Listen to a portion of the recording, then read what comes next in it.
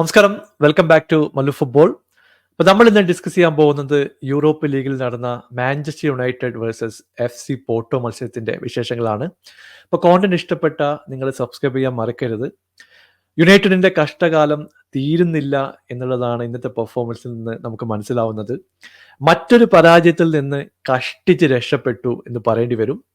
കാരണം 90 മിനിറ്റ് കഴിയാറായി. ആ സമയത്തും യുണൈറ്റഡ് ഒരു ഗോളിന് പിറകിലായിരുന്നു. അവസാനം സാക്ഷാൽ മഗ്വയർ തന്നെ വേണ്ടി വന്നു.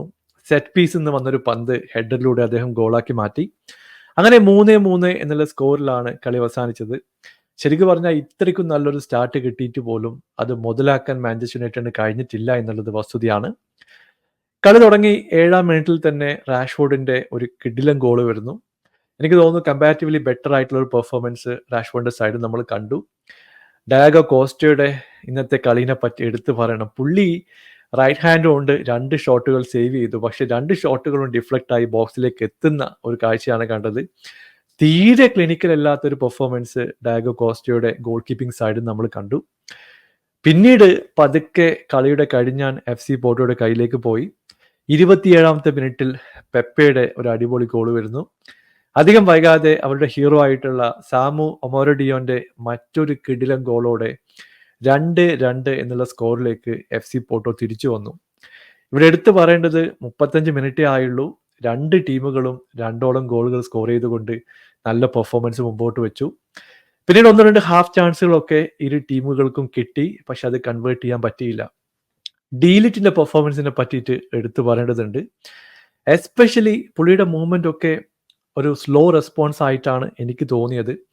ഇപ്പോൾ പലപ്പോഴും ഡിഫൻഡേഴ്സ് 1-on-1 ട്രാക്ക് ചെയ്യുന്ന സമയത്ത് ഒമോറഡിയോനൊക്കെ ഒരു ക്വിക്ക് മൂവ് നടത്തുമ്പോൾ അതിനോടൊപ്പം ഓടി പിടിക്കാൻ ഡീലിറ്റിന് 2 പ്രാവശ്യവും കഴിഞ്ഞിട്ടില്ല. എനിക്ക് തോന്നുന്നു പുള്ളിയുടെ സ്ലോ റെസ്പോൺസ് കൊണ്ടാണ് വളരെ ഈസി ആയിട്ട് ഇത് കൺവേർട്ട് ചെയ്യാൻ പോർട്ടോ പ്ലേയേഴ്സിന് കഴിഞ്ഞത് എന്നുള്ളത് വസ്തുതയാണ്. സെക്കൻഡ് ഹാഫിൽ ഒമോറഡിയോന്റെ മറ്റൊരു ഗോൾ വരുന്നു. അങ്ങനെ 3-2 ലീഡിലേക്ക് കാര്യങ്ങൾ പോവുകയും ചെയ്തു.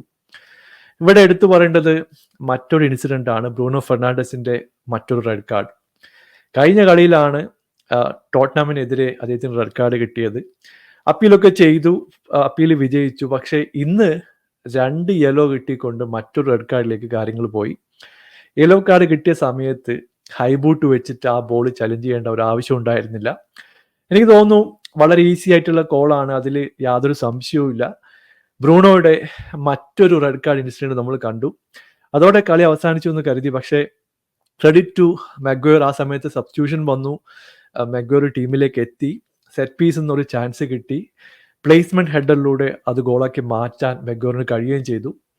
അങ്ങനെ കളി മറ്റൊരു സമനിലയിലേക്ക് പോയി. ടെനാഗിനെ സംബന്ധിച്ചിടത്തോളം ഇതൊരു ക്രൂഷ്യൽ ടൈമാണ്. ഇനി എത്ര കാലം ഇനിയോസും ഫാൻസും ഒക്കെ പുള്ളിനെ സപ്പോർട്ട് ചെയ്യും എന്ന് നമുക്കറിയില്ല. കാരണം യൂറോപ്യൻ ലീഗിലെ യുണൈറ്റഡിന്റെ റെക്കോർഡ് നോക്കിക്കഴിഞ്ഞിട്ടുണ്ടെങ്കിൽ അൺബിലീവബിളി മോശമായിട്ടുള്ള ഒരു റെക്കോർഡാണ് ഇപ്പോൾ ഉള്ളത്. ജയിക്കാൻ പറ്റുന്നില്ല, പല കളികളും തോക്കുന്നു, സമനിലയിലേക്ക് പോകുന്നു.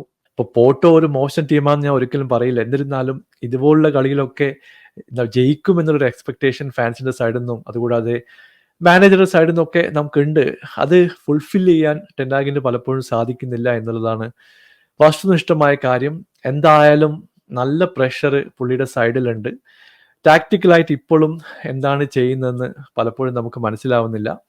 ഇപ്പൊ 2-0 ലീഡിലേക്ക് പോയിട്ട് പോലും ഡിഫൻസിൽ കാര്യമായിട്ടുള്ള മാറ്റങ്ങൾ കൊണ്ടുവരാൻ അദ്ദേഹം സെക്കൻഡ് ഹാഫിൽ മാത്രമേ ശ്രമിച്ചുള്ളൂ. ഡിലിറ്റിന്റെ വീക്ക്നെസ്സുകൾ എക്സ്പോസ് ചെയ്തിട്ടുള്ള ഒരു മത്സരമായിട്ടാണ് എനിക്ക് തോന്നിയത്. എന്തായാലും പോർട്ടോയെ സംബന്ധിച്ചിടത്തോളം ഒരു ഡിസപ്പോയിന്റിംഗ് ആയിട്ടുള്ള എൻഡിങ് ആയിരുന്നു. കാരണം അവര് 3-2 ജയിച്ചു എന്നുള്ള സിറ്റുവേഷനിലാണ് ലാസ്റ്റ് ഗോൾ വരുന്നത്. ഇരു ടീമുകളും സമനിലയോടെ കളി അവസാനിപ്പിക്കുകയും ചെയ്തു.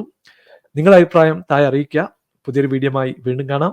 Thank you so much for watching. Bye for now.